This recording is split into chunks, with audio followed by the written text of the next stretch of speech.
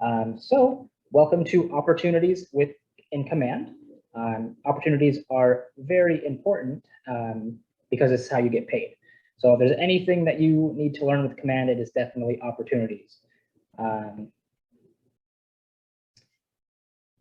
So why we're here, we are here to learn how opportunities can be utilized to not only enhance your business, but also help you be more interactive.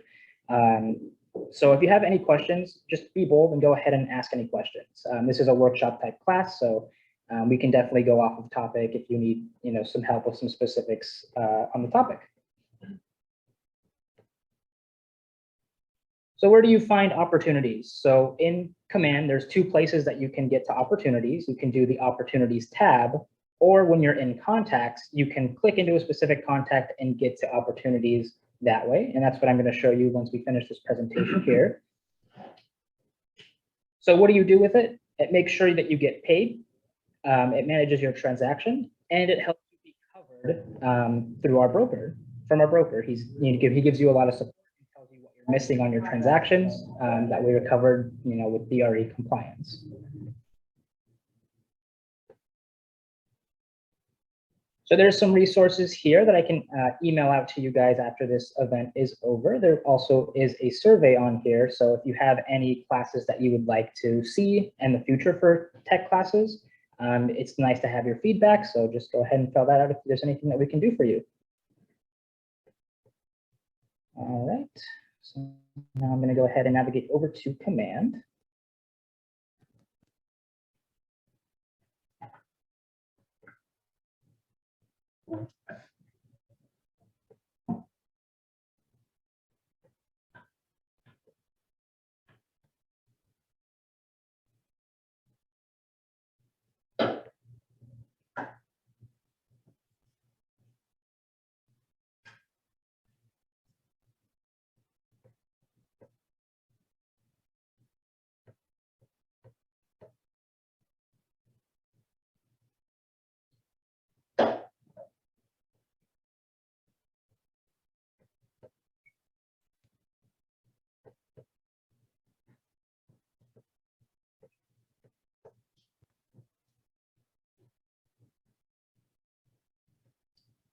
You're showing Command in Zoom right now. Gotcha. Okay. How do I bring it over to? You take it off of that presenter view, mirror the screen.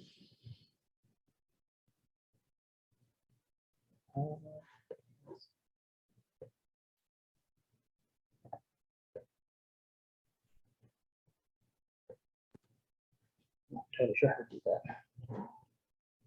Okay.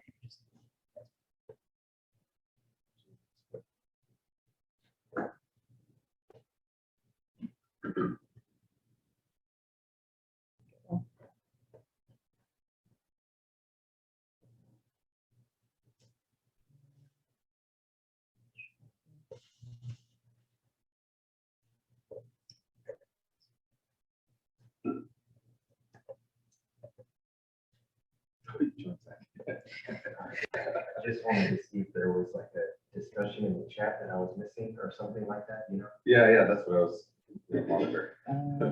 Nothing in chat so far. So. Okay.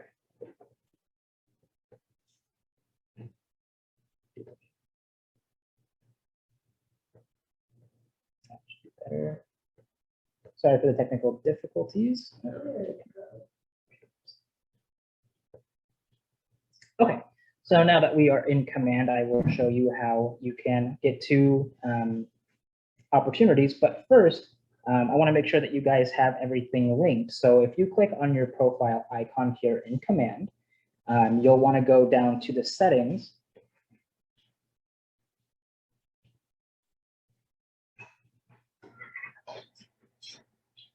And you want to make sure that DocuSign is connected with your Command account. And it'll tell you here if it is connected or if it's not.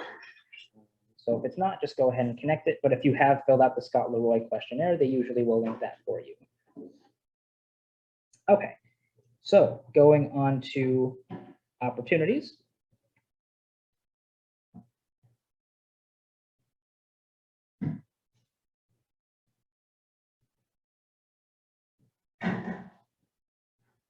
So here in opportunities, it shows you multiple pipelines. So every time you get a new contact, whether they're buyer or seller, you can tag them in an opportunity, based on where they are, and it will put them in this pipeline. Hey, Raymond, I'm sorry to interrupt. Are you doing some interaction with your presentation? Because we can't see anything. It's just the home part of the command. If you don't see it, Brian? I see this. So, Yeah, that's correct. no. Oh, It's the wait. wrong screen, it's the wrong. Is there any interaction or? Window open. Stop share and reshare. So we cannot see anything what you're doing on the screen, Raymond. The screen is just Okay. frozen.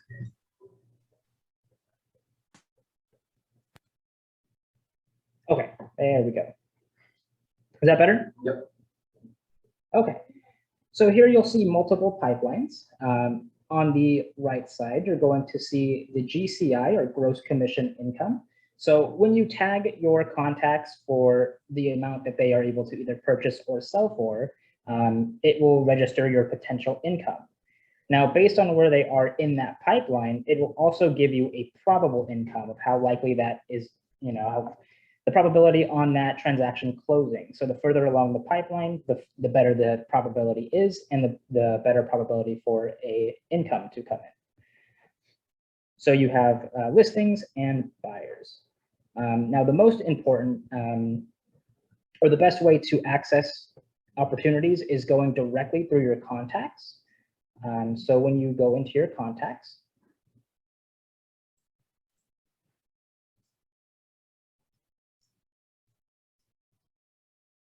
we can just go ahead and make a new one real quick. I'm going to title them Mr. Seller.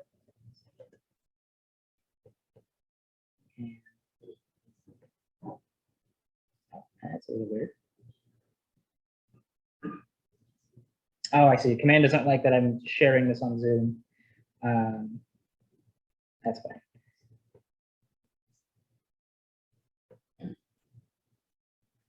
So I'll enter an email.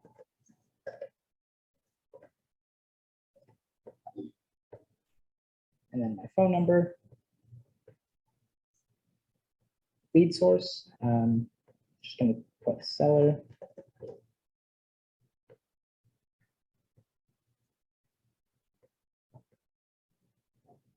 Tags, if you want to put additional tags, you can. It just helps you keep track of your contacts a little bit better. And we'll just go to create. Oh, well, I have an email already titled onto that one. Okay, so let's just pretend the one that I already have was the one I just created. This is Mr. Buyer. That's the one that's connected to my email. So when you click into a contact, the way you can access opportunities is here on the right side, and there's the opportunities tab there. So now when you press create an opportunity, it's going to give you another screen here. Market center, that's this, it's always going to be the same there. If you're on a team, you can select if it's for your team or individual.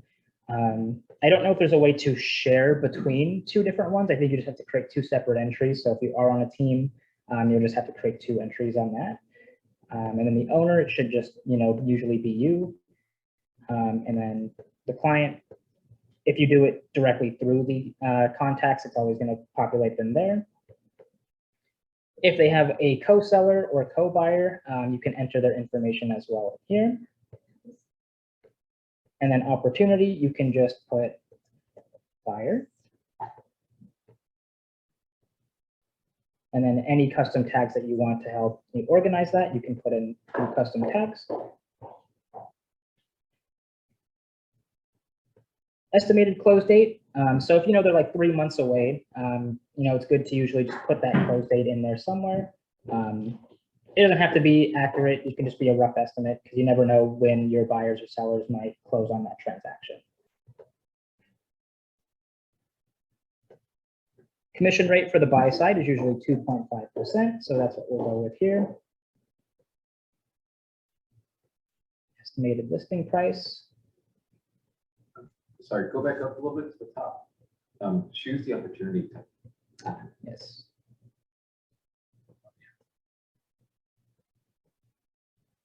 It'll change. budget. Gotcha. There you go. So now it'll be budget. I should have done that before. So their budget, let's say, is $1 million.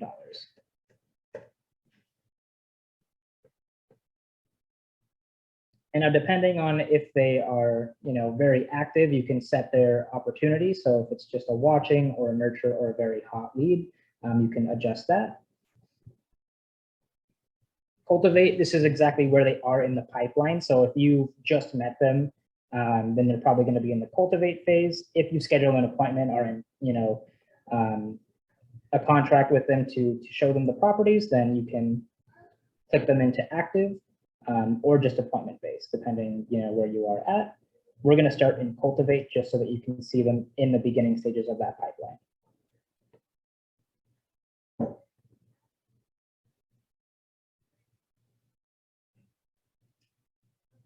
Okay, so once you create that opportunity, it'll populate right underneath that little timeline there. So you'll just select that to go into that opportunity. And it's going to take you to a new window. So we're moving away from contacts into opportunities.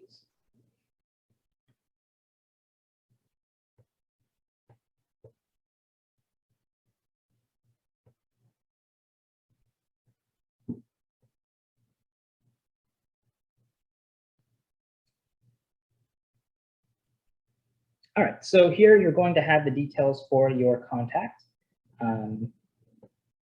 You can edit some of these appointments if you've scheduled an appointment, the appointment date, and then if you got into contract.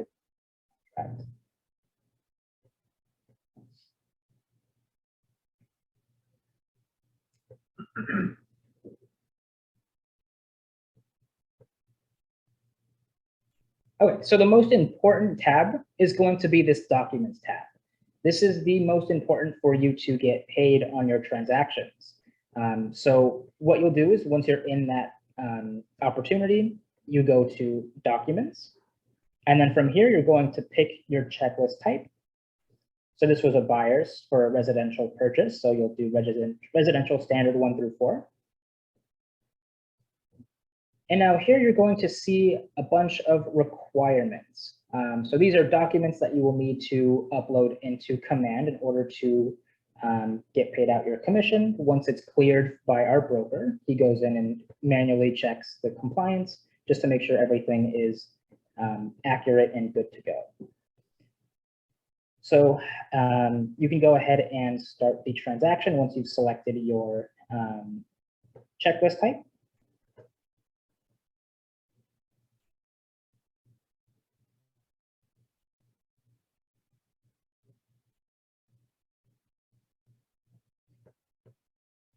And then this is going to move you into a new tab. This is why your DocuSign should be connected. So I'm just going to populate mine there.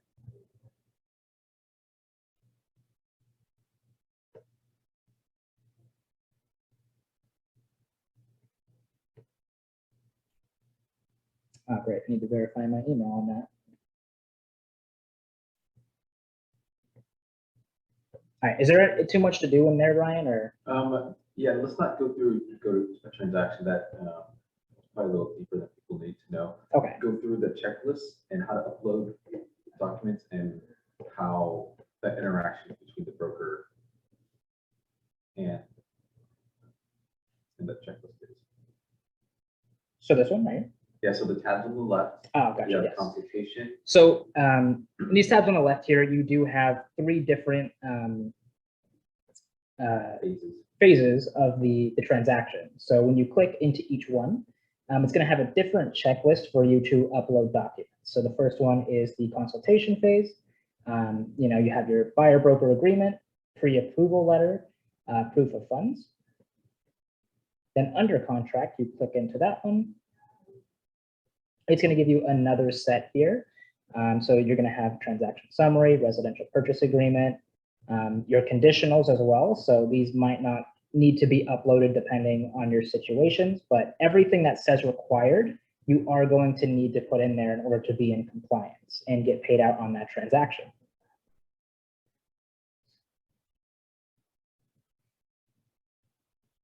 There is a lot to go over on that. So you definitely want to take a look around and just kind of see what it is required through each transaction. And then your last one is closed, and then those are just the final closing docs for compliance there.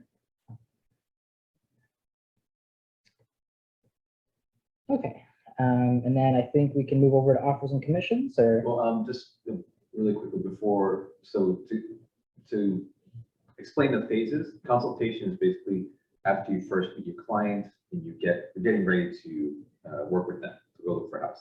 Yeah. So that's why they have the pre-approval letter, the proof of funds there to make sure you have the necessary information when you start writing an offer. After you write offers when you get an offer accepted, and that's when you start uploading documents into the under contract phase. If you write three offers, you don't have to upload 3 offers into command. We only need to know which ones you're in contract for. So whichever one you get the contract where your client gets your offer accepted, that's when you start uploading those documents in the under contract phase. And then when the transaction is closed, that's when the last few documents come in. And when you upload those documents, there's a button at the top. If you go scroll a little bit, submit to MC. It's grayed out now, but once you have documents to submit, you'll hit that button. Just hit that button, and then that sends a notification to Mark Burstein, our broker, and his team to review these documents. So he'll review all of those documents to make sure that everything is signed, everything is initialed, the forms are filled out properly. That way, the office and you are covered legally under our insurance. Make sure that mistakes are caught and that all the paperwork is in order, and that we have everything we need to close escrow. All the information to calculate your commission, calculate your paycheck, and to make sure we're covered legally. And once that happens, go down with Raymond. You'll see the different statuses that will show up. Keep going. Right now, so the first one is transaction summary is optional as a requirement, and it's currently not uploaded.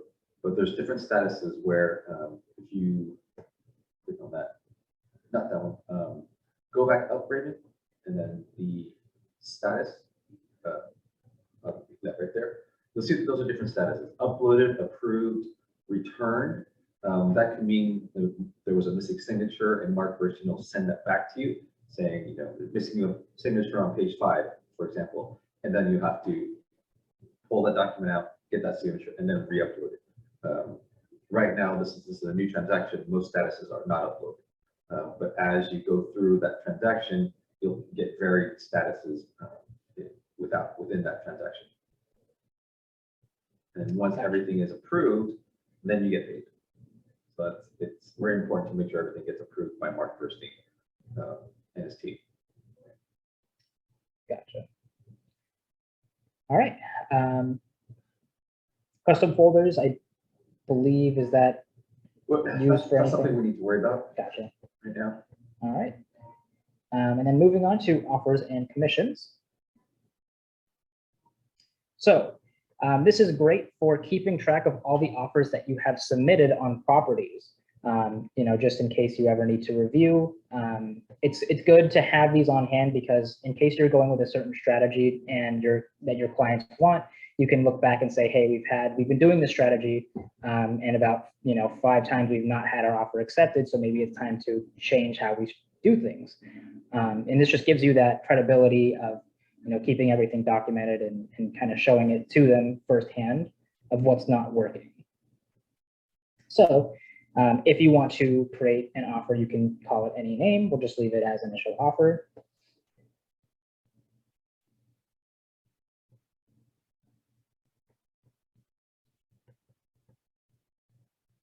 And then here you can enter a property address that they are submitting the offer to. I have one pre-selected here that I will use. There's two ways you can do it. You can either do it just for the property address right here, or select from KWLS.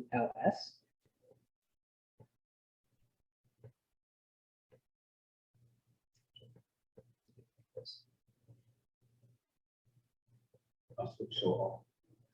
Yes.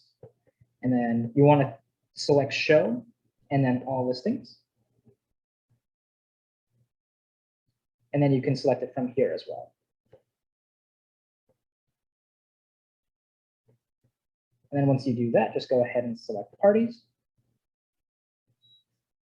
And then if it's one or two, or actually you'll enter the buyer's information will populate here, then you'll enter the seller's information here.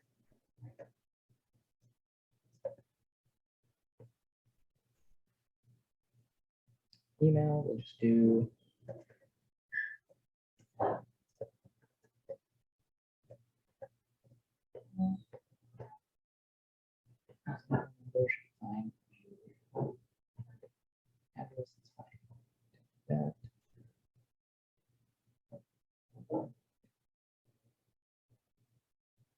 And then normally the agent's name will show up, populate there automatically, right? If you go through the KWLS option. Gotcha, okay. Select property, yeah.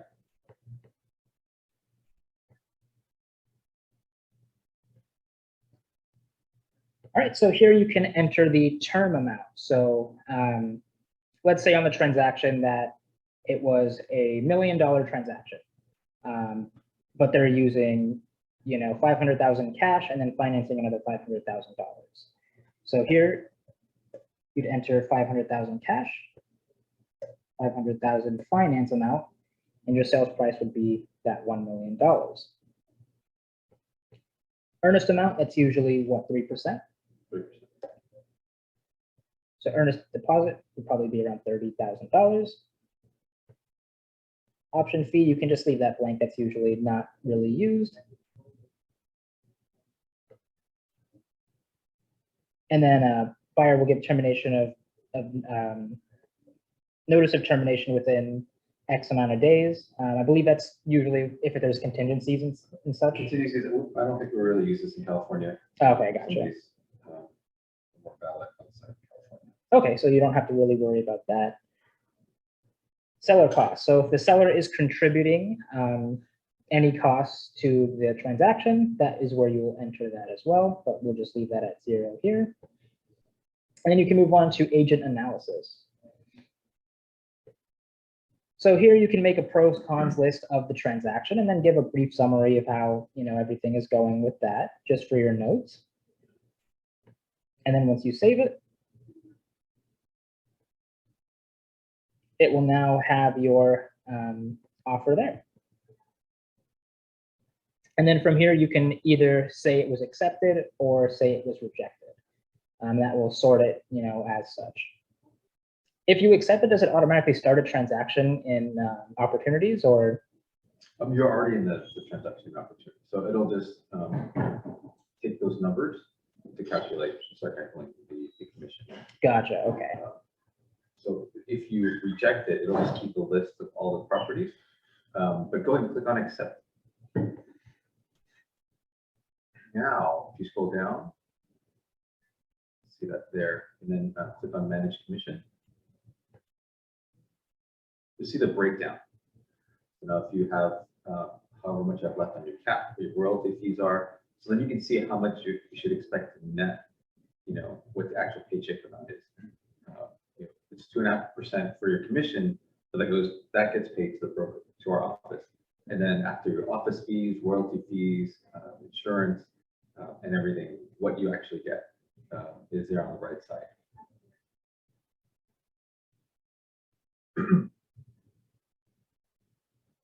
And as you go down, you can designate other things too.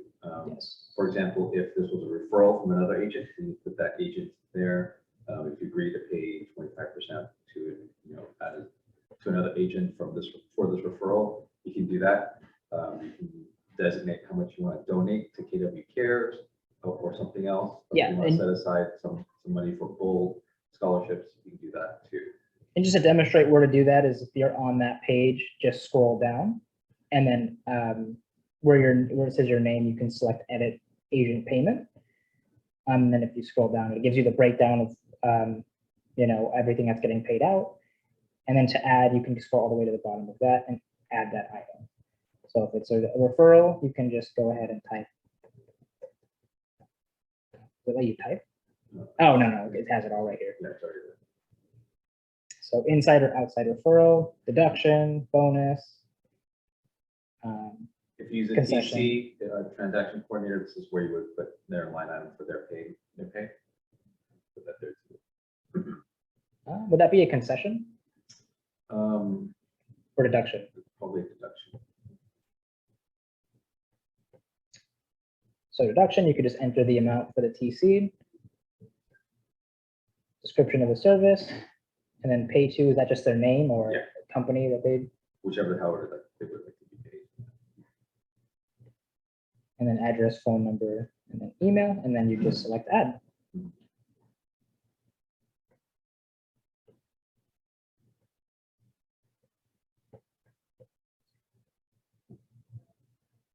All right, I think that's about it for that tab, right? Is there anything else you can think of? No, I think that's pretty good. So I think that's quite a bit of information there. All right, and does anyone have any questions about anything in opportunities? Feel free to come off mute or, just type in chat.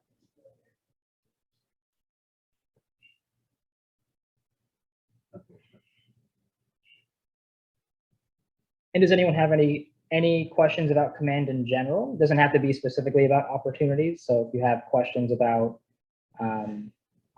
designs, your website, that would be a good time to ask those as well. You go through to the sales pipeline. Sales Show them how to move. Ah, that's right, yes. There's one more thing I do want to show you. If you go into the opportunity tab,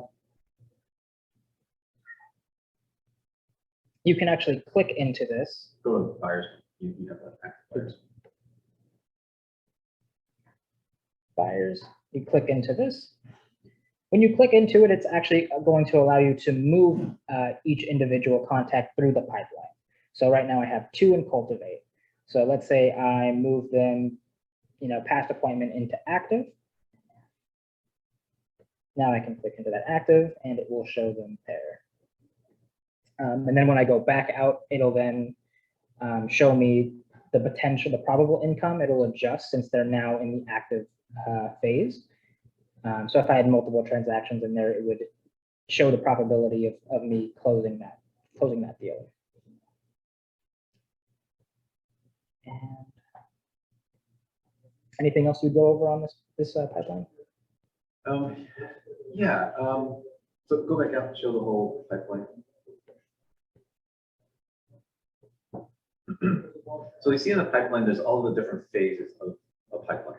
Cultivate is if you have multiple people you're contacting, we'll leave them in the cultivate phase. So if you have 20 people you're following up with to see if whenever they're ready to buy a house, this is a good place to keep that information. You create an opportunity for each of those people and keep them in cultivate, and that's where you can go to know that this week you have a dozen people to call, and those dozen people will be there. All your notes and all of their information will be in one place. As they move along into the process, you schedule an appointment with them, a buyer's presentation, then you can move them along that phase. If you go and click on cultivate. So in cultivate, there's watch, nurture, and hot. Watch is usually people that are thinking about buying but not sure what they're going to do. Nurture people usually within 3 to 6 months of getting ready to buy. So someone you want to keep in touch with to make sure that when the time does come, you're ready. You're already there, contact in communication with them. When they're hot, That means they're ready to go. In the next 0 to 3 months. And once they get through, and once they're hot, they're ready to buy, then you set an appointment with them. Go to the appointment phase. And then within the appointment silo, you've got different phases. Scheduling that appointment scheduled, and then you've had that appointment. So you schedule a buyer's appointment with this client, and you've had it, and then that's how you keep track of where they are in that process. If you have 4 or 5 juggling 4 or 5 different appointments, it's a good way to keep track of where they are. Once you have that appointment, you can move into active, go into the active silo. And here, things can get a little more nuanced. You could be searching for homes, showing them homes, so that could be different. They're just looking online for homes versus showing homes. And once they start negotiating, writing offers, you can move along. Another thing you can do is customize these phases. So one other phase you might want to add is pre-approved or not. Another one could be proof of funds received or offers written, something like that. So And how do you do edit stages? edit stages, yeah. So you click on edit stages. You can add stages or just change the names of these stages. And within this stage, you can create checklists for how you want to move through this stage. So for example, there's order number, the second item there, there's the checklist towards the middle of that line where it says 0 items. Can you click on that? So you can add how you want your showings to go. So step one could be send a hot list to your client. I don't know why command doesn't like my Zoom. That is weird.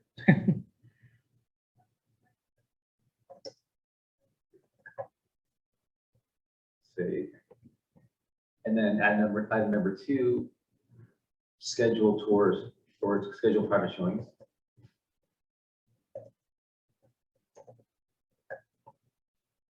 And save.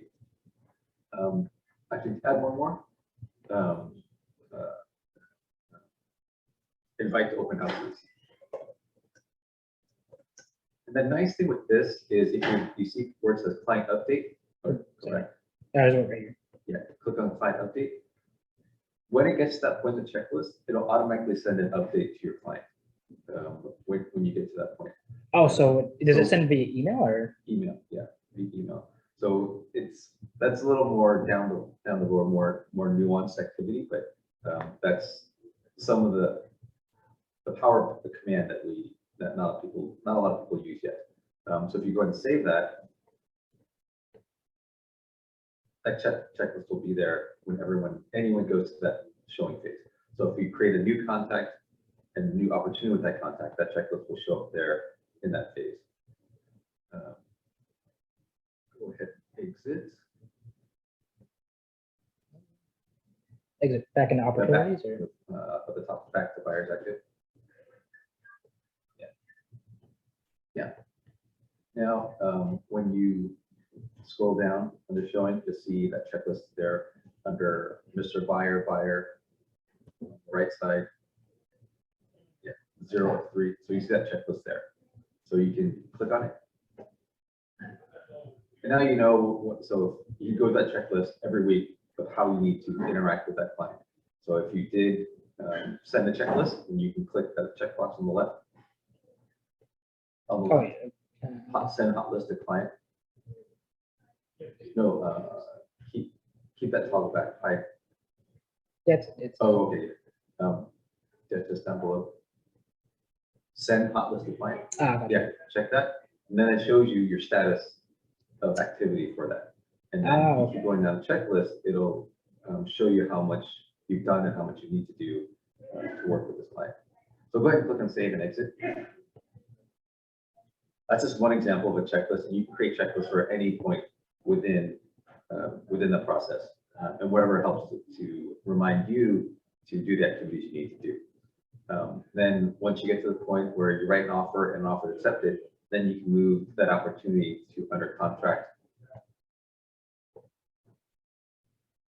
And then within under contract, there's different things like escrow, inspections, appraisal. There could be loan approval, so contingencies for financing. And then once you get through all that, then you get to clear and close, and then to close.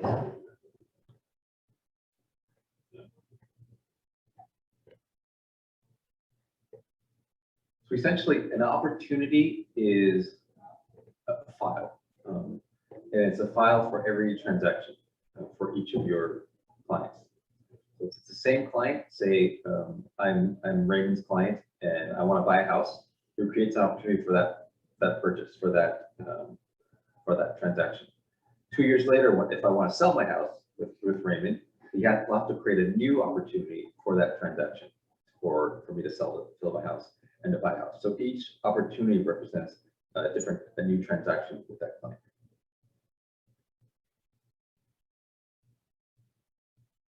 And then for closing, you just confirm the closing date. Yep, once you have everything, all the documents in place, you just confirm the closing date. You're all set. All right, and then I think I saw some chat questions in here.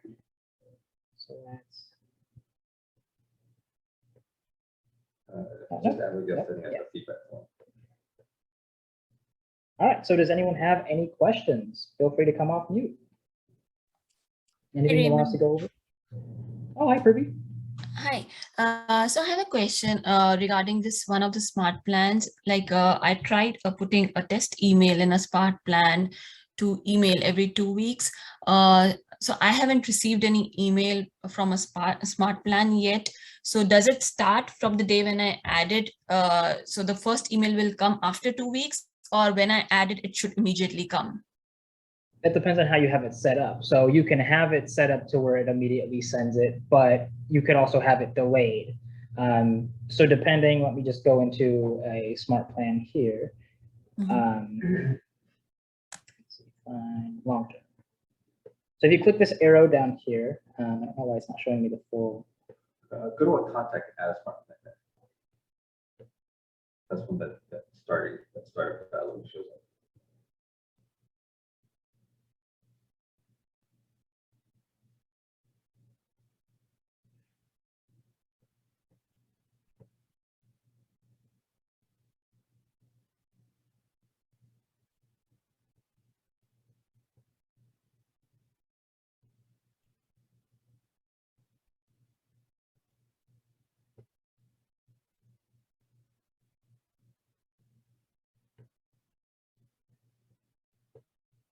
Plan.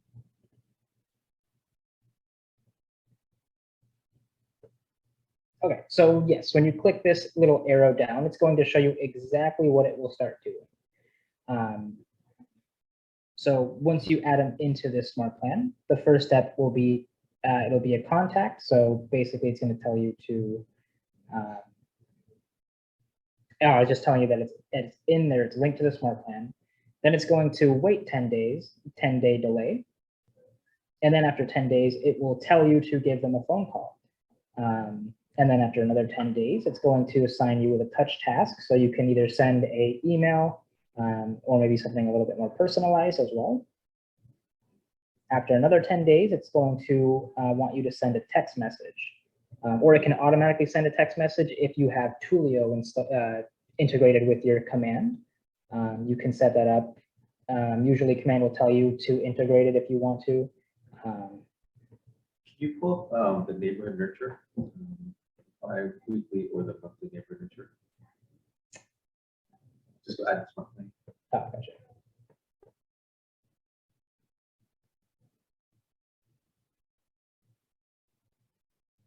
Are those all smart plans? Yeah. Okay. Cancel. Oh, okay. Okay. So this is the dialog where you can choose if you want the smart plan to start immediately or on a specific date. The default is for it to start right away. So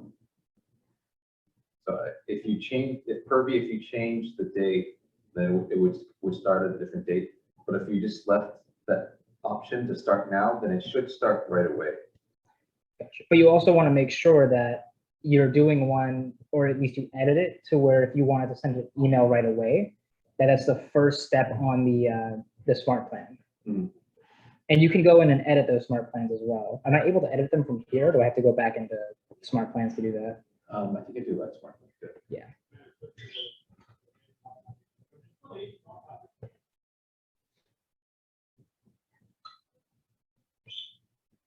Purvi, does that help? Did that answer your question? Yeah, that answers my question. Thanks, Brian and Raymond. No problem.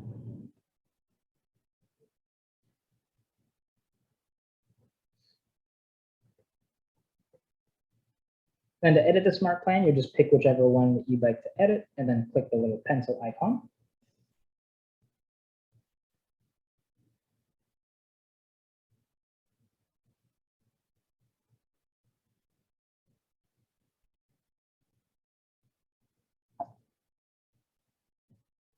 So this one already has an email as the first step. So once you put them in, it should immediately send them that email.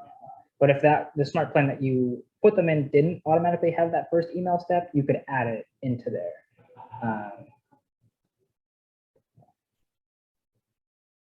And then also it'll tell you that Twilio is not connected if you need to connect it.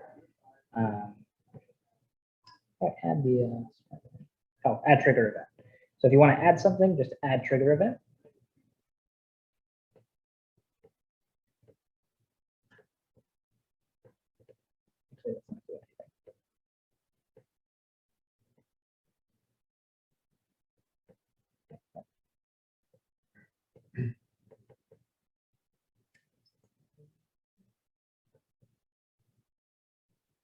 You know why this is not working, Brian? You trying to edit it? Yeah, I'm trying to add a new one, but it's giving me. Add a new step. Go back. But because on the right, this is a Keller one and it's managed plan. Ah, gotcha. Okay, so it's not one that you can really edit, can you? Yeah.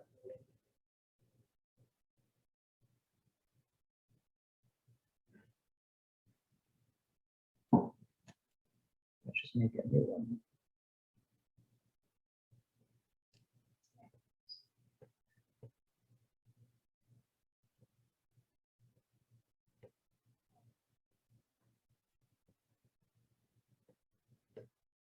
Where do you create a new one?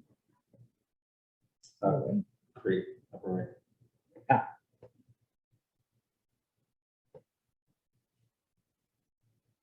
Plan name. Unique.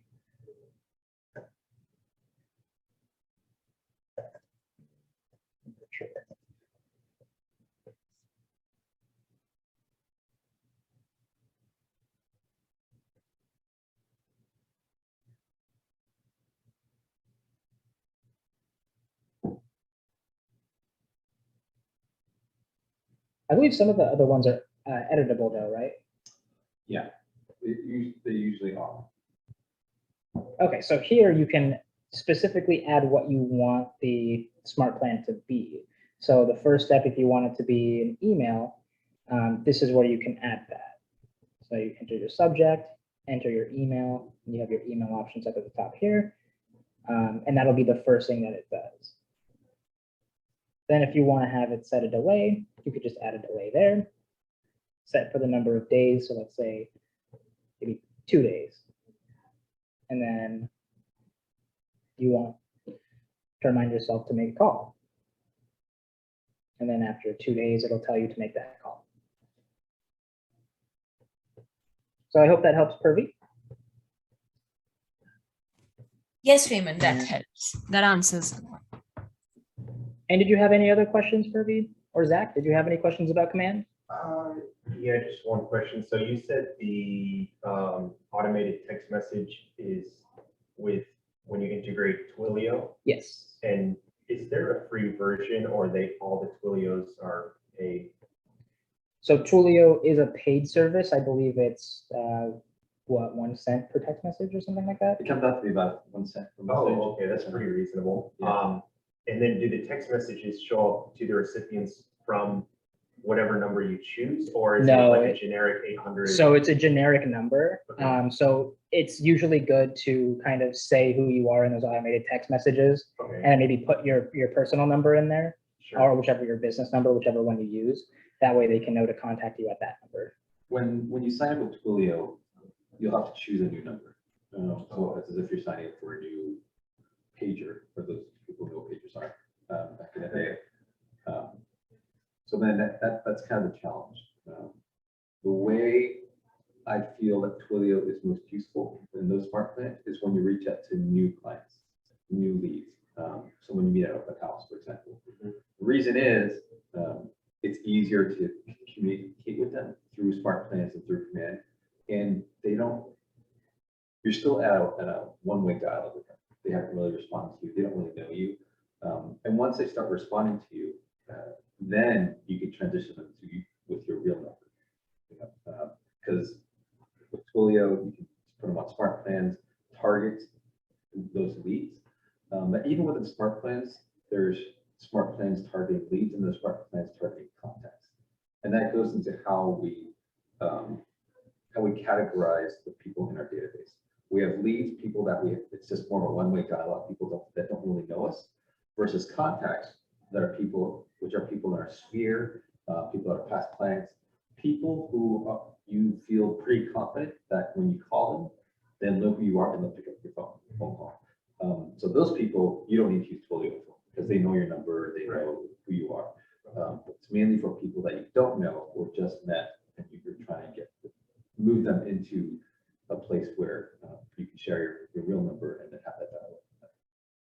Okay, that makes sense. And then, sorry, I don't want to take up too much time in the presentation, No. but for example, I have a smart plan set up and it's the neighborhood nurture. Mhm. And I feel like that's a nice way to touch them every 2 weeks, with listings. It's kind of like the one way, like you said, maybe they'll reach out, maybe they won't. Now for the text messages, what kind of text message do you like to send leads? Like, what do you say? Or like, what's effective for you? It's kind of a personal thing. The way I use it mostly is for someone I just met, either there's an open house follow-up that I use that uses Twilio, and it's used more as an additional form of communication with them. So for example, when I use an open house follow-up, the first day when I first add them on is a text message. They'll get a text message from me through Twilio. The next day they'll get an email. The next day they'll get another text message. And then I'll just keep hitting them with an email text message, alternate every day until they call me or until they tell me to shut up or until, Nice. so Okay. to get some sort of response. Because either way, I'm happy to get a response. You tell me to stop calling you, great. I'll take you off my list and make room for someone else. Or if they call me and they want to work with me, then great. So it's one way, not to necessarily annoy them, but to keep in constant contact with them. Gotcha. Yeah.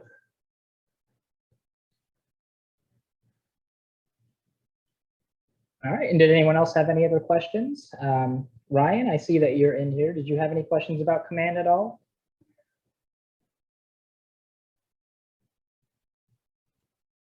I'll put that as a no.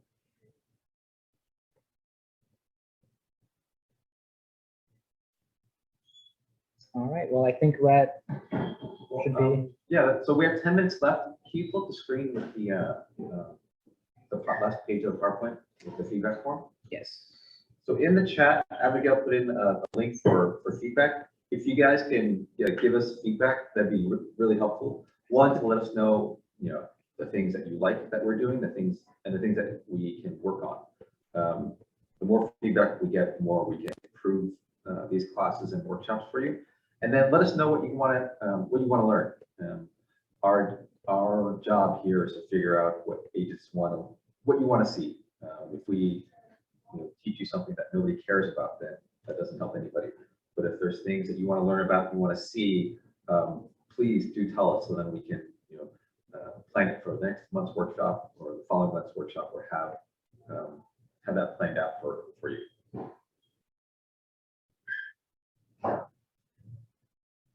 And other than that, Ramy can send this PowerPoint out to everybody in this class. There's also in the resources, go back to the page, links for you to find information on your own. The first couple links are the dashboard is specific to this office, information about this office, a calendar. The third link is training tutorials regarding technology, and that's with all commands, including the consumer app on your phone.